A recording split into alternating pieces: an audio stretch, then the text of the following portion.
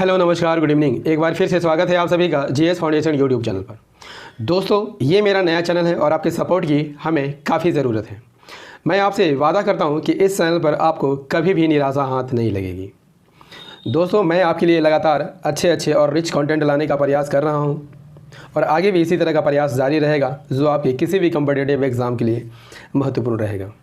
तो दोस्तों आज के सेशन में हम लोग करेंगे इंडियन पॉलिटी और इंडियन पॉलिटी के 15 प्रश्नों का यहाँ कवर करेंगे विथ फुल एक्सप्लेनेशन। और हाँ दोस्तों, जहाँ से मैंने कंटेंट लिए हैं वो टाटा मैग्रा हिल की एक पुस्तक है जिसके लेखक है एम लक्ष्मीकांत। काफ़ी अच्छी बुक है और इसी से कंटेंट मैंने उठाया है। तो दोस्तों यदि आप एसएससी, रेलवे, स्टेट पीएससी या फिर किसी भी एग्ज़ाम की तैयारी कर रहे हो, इस वीडियो को पूरा देखिएगा क्योंकि मैंने इस वीडियो में उन्हीं प्रश्नों को लिया है जो परीक्षा में बार बार पूछे जाते हैं। ठीक है, तो चलिए शुरुआत करते हैं सेशन की। लेकिन सेशन में जाने से पहले एक बार फिर से रिक्वेस्ट है कि लिंक को कॉपी कीजिए और दोस्तों के साथ शेयर कर दीजिए, है ना। तो चलिए शुरुआत करते हैं सेशन की। पहला सवाल, सुप्रीम कोर्ट के जजों की संख्या कौन बदल सकता है? Who can change the number of जज ऑफ द सुप्रीम कोर्ट? इसका सही आंसर हो जाएगा ऑप्शन बी, कानून द्वारा संसद बदल सकता है, पार्लियामेंट बाय लॉ। कानून बनाने का अधिकार यदि आपसे पूछ ले किसे है? संसद को है। संसद कानून द्वारा जजों की संख्या को बदल सकता है। प्रारंभ में सुप्रीम कोर्ट में जजों की संख्या कितनी थी?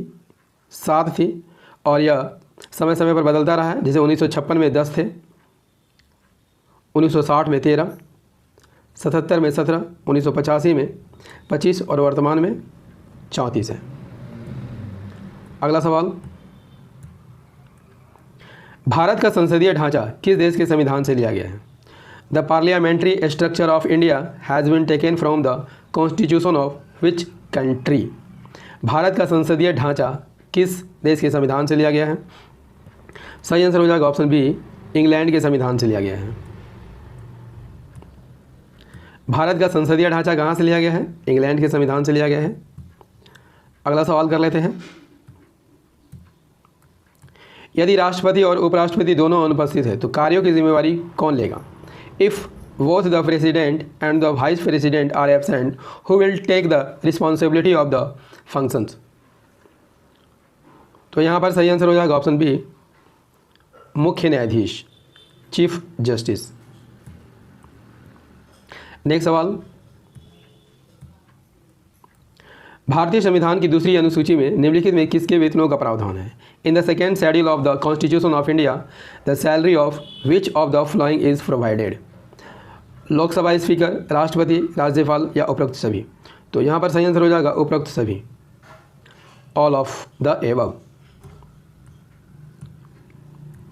भारतीय संविधान की किस अनुसूची में राष्ट्रपति, उपराष्ट्रपति, राज्यपाल, लोकसभा स्पीकर, ऑडिटर जनरल, जज, भारत के नियंत्रक, महालेख परीक्षक का वेतन का प्रावधान है? तो याद कर लीजिएगा, दूसरी अनुसूची में है। अगला सवाल, भारत के अटॉर्नी जनरल यानी महान्यायवादी का कार्यकाल कितना होता है? How long is the tenure of the attorney general of India? तो यहाँ पर सही आंसर हो जाएगा ऑप्शन डी, जितने समय तक राष्ट्रपति चाहे महान्यायवादी उतने समय तक पद पर बना रहता है, as long as the president wishes. Bharat के संविधान में महान्यायवादी का कोई निश्चित कार्यकाल नहीं है, जैसा कि बता चुका हूं, और वह राष्ट्रपति की इच्छा अनुसार कार्य करता है।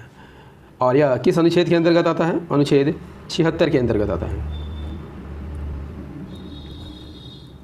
भारतीय राज्य के राज्यपाल के वेतन और भत्ते को कहाँ से लिया जाता है? The salary and allowances of the governor of an Indian state are taken from? इसका सही आंसर हो जाएगा ऑप्शन ए, भारत की संचित निधि से लिया जाता है, consolidated fund of the state. सही आंसर हो जाएगा ऑप्शन ए। भारत के राज्यपाल के वेतन और भत्ते को भारत की संचित निधि से लिया जाता है। नेक्स्ट सवाल कर लेते हैं, न्यायिक समीक्षा भारत के संविधान में किस देश से ली गई है? Judicial review has been taken from the constitution of which country in the constitution of India? तो इसका बिल्कुल सही आंसर हो जाएगा यूएसए के संविधान से लिया गया है। कहाँ से के संविधान से लिया गया है? यूएसए के संविधान से लिया गया है। निम्नलिखित में कौन सा राज्य 26 अक्टूबर 1947 को भारत संघ में शामिल हो गया? 1947 को भारत संघ में शामिल हो गया। Which of the following states join the union of India on 26 October 1947? इसका सही आंसर हो जाएगा option C, Jammu and Kashmir. Jammu Kashmir की रियासत पर जब देश आज़ाद हुआ था तो पाकिस्तानी कबायलियों ने दोस्तों आक्रमण कर दिया था और वो श्रीनगर को क्या कर रहे थे? हड़पने का प्रयास कर रहे थे। इसी बीच जम्मू कश्मीर के महाराजा, जिनका नाम हरि सिंह था, वे भारत से मदद मांगे। सरदार पटेल और वीपी मेनन को वहाँ पर भेजा गया और उन्होंने हरि सिंह के सामने जो है भारत में विलय की शर्त रखी थी और 26 अक्टूबर 1947 या डेट याद कर लीजिएगा, हरि सिंह ने भारत में विलय पत्र पर हस्ताक्षर कर दिए थे। ठीक है, इस प्रकार जम्मू कश्मीर जो है भारत का अंग बन गया था। नेक्स्ट सवाल, भारत के संविधान में कितनी प्रकार की स्वतंत्रताएं दी गई हैं? How many freedoms has been given in the constitution of India? तो यहाँ पर सही आंसर हो जाएगा 6 प्रकार की स्वतंत्रताएं दी गई हैं। वे स्वतंत्रताएं कौन कौन है? पहली, विचार और अभिव्यक्ति की स्वतंत्रता। दूसरा है व्यवसाय की स्वतंत्रता। तीसरा, भारत के किसी भी भाग में आवास बनाने की स्वतंत्रता। चौथा है भारत के किसी भाग में भ्रमण करने की स्वतंत्रता। पांचवा, संघ बनाने की स्वतंत्रता और छठा, शांतिपूर्ण सभा करने की स्वतंत्रता। ये 6 स्वतंत्रताएं जो है भारत के संविधान में दी गई है। नेक्स्ट सवाल, भारतीय संविधान के मूल भाग में कितने अनुच्छेद थे? How many articles were there in the Indian origin part? तो इसका बिल्कुल सही आंसर होगा 395।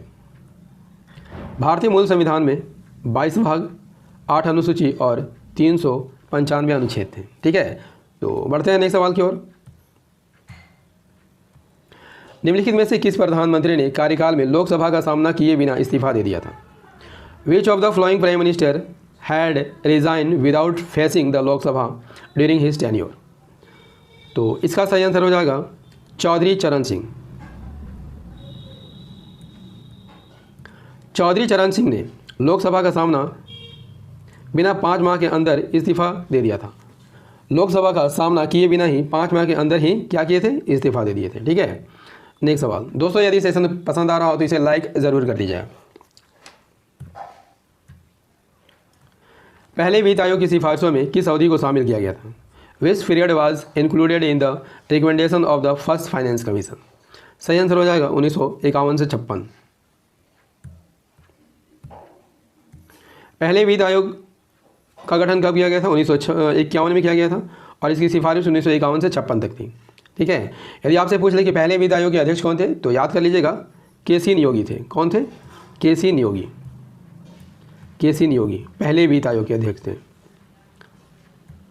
नेक्स्ट सवाल, राज्य के राज्यपाल द्वारा अध्यादेश जारी करने की शक्ति याद रखिएगा 213 में है। ऐसे ही राष्ट्रपति के विषय में कौन सा अनुच्छेद है, यानी राष्ट्रपति किस अनुच्छेद के तहत अध्यादेश जारी कर सकता है? Article 213 has the power to issue ordinance by the governor of the state. Which article deals with the president like this? सही आंसर हो जाएगा अनुच्छेद 123। ठीक है, आर्टिकल 123 अनुच्छेद 123। अनुच्छेद 123 के अनुसार संसद के सत्र नहीं चलने पर राष्ट्रपति अध्यादेश जारी कर सकता है और अध्यादेश जारी करके ही कानून बना सकता है। ठीक है, नेक्स्ट सवाल। दोस्तों, यदि सेशन पसंद आ रहा हो तो इसे लाइक कर दीजिएगा, दोस्तों के साथ शेयर कर दीजिएगा ताकि इस वीडियो का लाभ आपके अन्य साथियों को मिल सके। और यदि आप भी इस चैनल पर नए हैं तो चैनल को सब्सक्राइब कर लीजिएगा, बेल आइकन को प्रेस कर लीजिएगा। दोस्तों, देख लेते हैं 14वां प्रश्न क्या कह रहा है। भारत में किस वर्ष से रेल बजट और आम बजट अलग अलग पेश किया जाना शुरू किया गया था? From which year railway budget and general budget were presented separately in India? सही आंसर हो जाएगा 1924 से। 1924 से भारत में रेल बजट और आम बजट अलग अलग पेश किया जाता था, लेकिन 2017 में इस नियम को समाप्त कर दिया गया और रेल बजट और आम बजट को अलग अलग पेश किया जाने लगा। ठीक है, और 92 साल पुरानी परंपरा जो थी वो खत्म हो गई। इस सेशन का अंतिम प्रश्न कर लेते हैं दोस्तों। 15वां प्रश्न है, राष्ट्रीय महिला आयोग की पहली अध्यक्षा कौन थी? Who was the first chairman of the national commission for women? तो इसका बिल्कुल सही आंसर हो जाएगा ऑप्शन डी, जयंती पटनायक। राष्ट्रीय महिला आयोग की स्थापना यदि आपसे पूछ ले कब की गई थी, 1990 में की गई थी। 1990 के अधिनियम के तहत 1992 में की गई थी। इसकी पहली अध्यक्षा कौन थी? जयंती पटनायक। दोस्तों सेशन कैसा लगा कमेंट करके ज़रूर बताइएगा। और हाँ दोस्तों, इसी तरह का वीडियो मैं आपके लिए रोज़ ला रहा हूँ जो history, geography, polity, economics, science और सामान्य ज्ञान से संबंधित होती हैं। और मेरी वीडियो याद रखिएगा रात को 8 बजे आती है, तो इसे रोज़ देखना मत भूलिएगा। मिलते हैं अगले सेशन में। जय हिंद, धन्यवाद।